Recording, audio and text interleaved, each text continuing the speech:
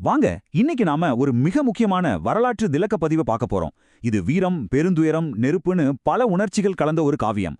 பாண்டியர்களின் வரலாற்று பக்கங்களில் மன்னன் நெடுஞ்செழியன் மற்றும் அரசி பெருங்கோப்பேண்டு இவங்க ரெண்டு பேரோட எபிக் ஸ்டோரியை தான் நாம இன்னைக்கு முழுமையாக டீகோட் பண்ண போறோம்.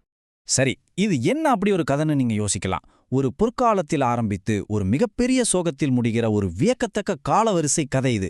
ரத்தம், போர் இதையெல்லாம் தாண்டி மரணத்தையே வென்ற ஒரு காதலின் கதைன்னு தான் இது சொல்லணும். ஒரு மனித இதயம் எந்த அளவுக்கு ஆழமான அன்பை வெளிப்படுத்தும் என்பதற்கு இதைவிட ஒரு சிறந்த வரலாற்றுச் சான்றை பார்க்கவே முடியாதுங்க. பாண்டிய சாம்ராஜ்யம், இந்த வார்த்தையை கேட்கும்போதே நமக்குள்ள ஒரு கம்பீரம் வருதில்ல?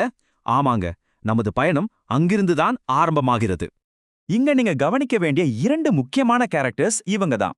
ஒரு பக்கம் எப்பவுமே படைகளை முன்னின்று வழிநடத்துற வீரமும் நீதியும் நிறைந்த மன்னன் நெடுஞ்செழியன், இன்னொரு பக்கம் பேரழகும் அபாரமான அறிவும் கொண்ட அரசி பெருங்கோப்பெண்டு. இவங்க தன் கணவன் மீது வைத்திருந்த அன்புக்கு அளவே இல்ல. அந்த தங்க கிரீடத்தின் பளபளப்பும் அரண்மனையின் கம்பீரமும் நிறைந்த ஒரு சிறப்பான பொற்காலம் அது. ஆனால் அந்த அமைதி ரொம்ப நாள் நீடிக்கவில்லை. திடீரென்று ஒரு பெரும் புயல் வீசத் தொடங்கியது. எவ்வளவு சீக்கிரமா நிலைமை மாறுது பாருங்க. திடீர்னு எதிரிகள் நாட்டை தாக்குகிறார்கள். முதல் 1 மணி நேரத்துல ஒரு தூதுவன் ஓடி வந்து அந்த பதத்திரமான செய்தியை சொல்கிறான். அதை கேட்ட அரசியின் முகத்தில் பெரிய அதிர்ச்சி. ஆனா அடுத்த மணி நேரத்திலேயே மன்னன் தன் போர்யானை மீது ஏறி நேராக போர்க்களத்துக்கே கிளம்பிவிட்டார்.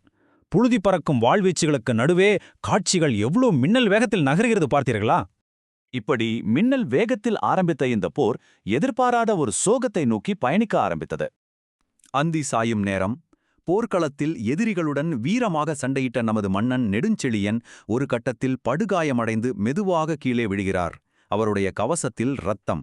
இதை நேரில் பார்த்த போர் வீரர்களுக்கு என்ன செய்வதென்றே தெரியவில்லை. மொத்தமாக உறைந்து போய் நிற்கிறார்கள்.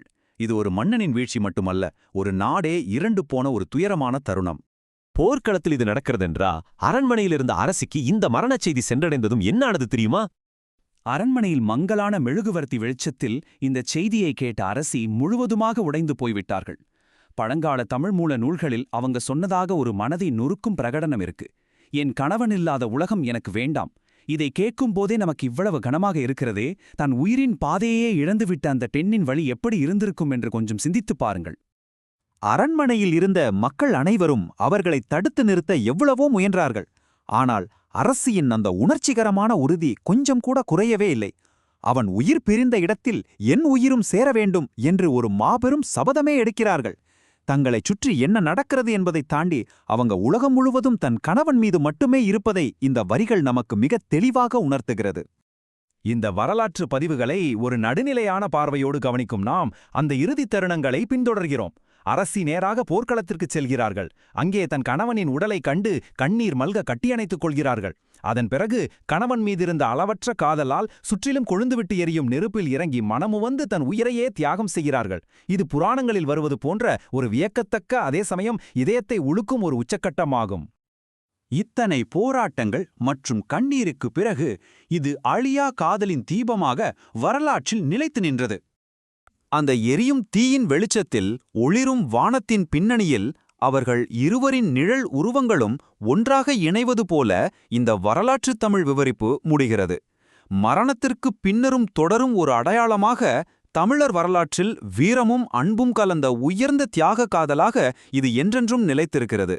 இந்த ஒற்றை காட்சியே அவர்களது முழு வாழ்க்கையையும் ஆழமான அன்பையும் நமக்கு சுருக்கமாக சொல்லிவிடுகிறதில்லையா?